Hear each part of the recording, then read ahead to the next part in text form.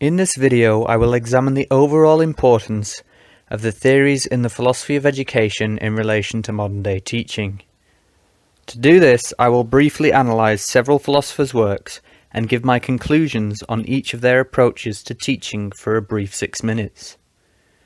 This does mean that I shall not be able to delve into the philosophical complexities of the arguments. However, it does give me the opportunity to highlight each author's main points and will lead me to conclude that philosophy and philosophical theories are not only helpful in education, but essential to the practice of teaching.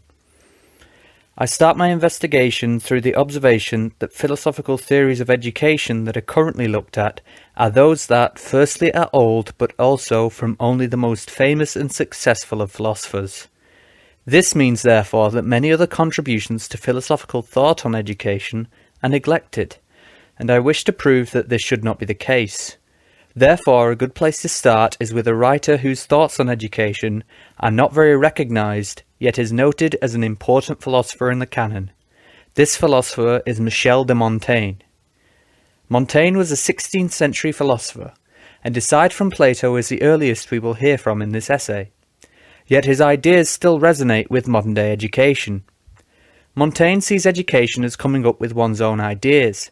He despises plagiaristic behaviour as the disguising of greater people's work as your own, and makes the argument that for one to learn, they need not to merely know the object of their education, but also its practical aspect. Thus to Montaigne, education should be something malleable, that is, both theoretical and practical. In Montaigne's opinion, a teacher themselves needs to have such a mindset.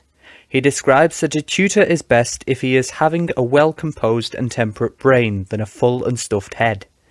Therefore, to conclude, Montaigne believes in the practical application of knowledge, and in experiences of pupils to teach them rather than merely reading and repeating, and especially that a student should be encouraged to produce original ideas. In my opinion, this reflects and speaks volumes today on the many movements for interactive learning, and moreover reflects a current negative attitude towards plagiarism, which is seen as a real and present danger as the internet changes and develops. Contrary to popular opinion, there is a positive trend around the importance of philosophy of education in the modern day. One example of this is Martha Nussbaum, whose work, Not-for-Profit Why Democracy Needs the Humanities, tackles the hard-to-ignore fact of an education system that is focused on generating profit and not democratic citizens. Nussbaum in this work talks about how the growing disregard of the humanities results in the skills of a practical democracy lacking somewhat. She does this by analysing how there is a lack of Socratic method in education, i.e. the use of constructive debate and self-examination of one's key values. This is vitally important to education, as it encourages students to think differently and to analyse viewpoints rather than be merely told them. This constant debate and engagement means that when confronted with concepts like authority, peer pressure or tradition, a student will not follow the status quo and will challenge these views, thus generating a healthy democracy where people challenge and reflect upon problems for themselves. The lack then of a Socratic method leads students to be citizens adverse to finding common ground and see debates as mere point-scoring matches. In conclusion, we can take from Nussbaum's work that a key aspect of the philosophy of education is that education is not for profit, and most importantly, education should be orientated to producing healthy democratic citizens who lead an examined life. So far, we have seen in just 2 brief looks at philosophy of education that not only are its ideas essential to modern-day teaching, but also that authors that are not yet included in the canon of educational theorists are offering important answers to complex philosophical questions.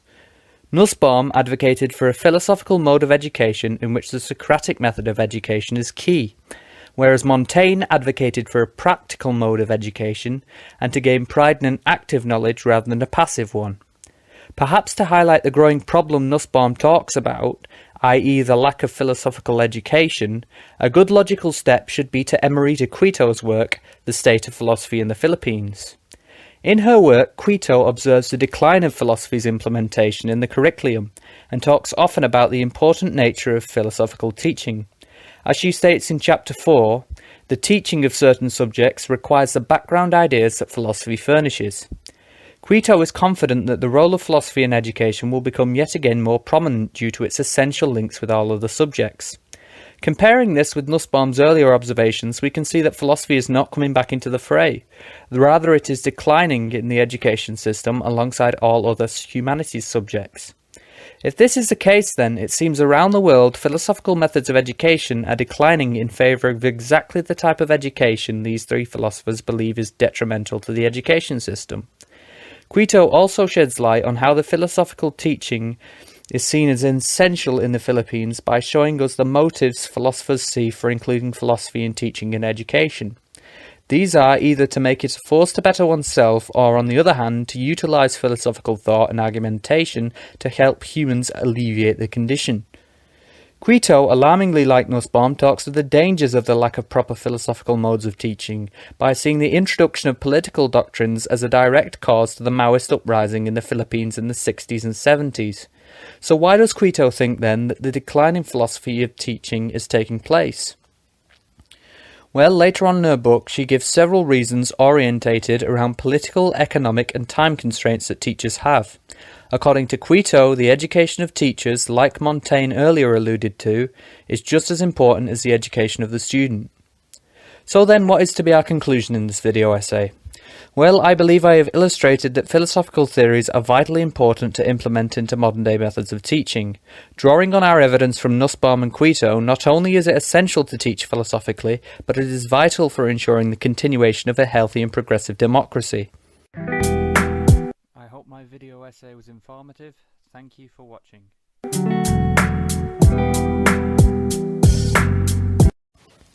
Thank you for watching, and if you have any thoughts, please feel free to comment below.